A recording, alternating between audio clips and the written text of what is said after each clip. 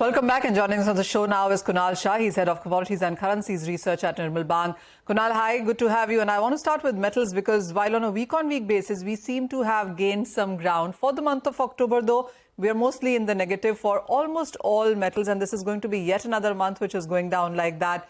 How would you look at the current prices with the China coming out with more stimulus? I mean, that perhaps lasted in a knee-jerk reaction max for a day, and then we are back to where we were.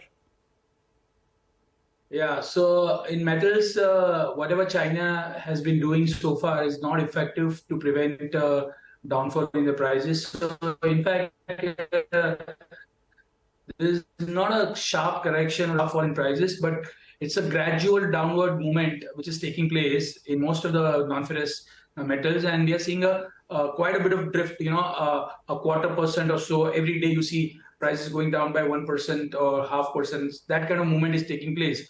As per my understanding is that going forward, we are not going to see any meaningful bull run in base metal complex. But it seems that most of the negative news are already priced in. So for prices to really go down sharply from here, we require a big trigger, which is absolutely not there in the market. So even if you look at the US advanced GDP numbers yesterday, I mean, no way we are seeing that there is no probability of recession right now. That's not a base case scenario.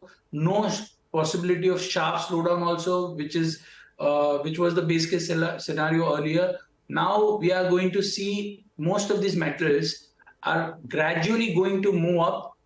A bounce is very much on the cards, and China is going to come up with more RRR cuts and perhaps more stimulus. So the downside would be limited from here, and I'm of the view that some pullback cannot be ruled out. So copper can move up by another 2-3% from here. That kind of movement is expected in next 15 to 20 days.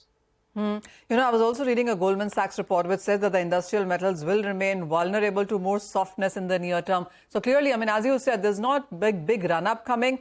But are we conclusively saying that we are clear near the bottom, though? Yeah. So whenever at the time of extreme pessimism, you see a consensus view building up. I mean, there is no way anyone would stick out their neck and say, look, base metals are going to rally by 5-10%. And that's where most of the negative news are priced in. So any positive news from China can lead to some short covering. And that is what I'm anticipating in next 15-20 days. So from here, no point in going short.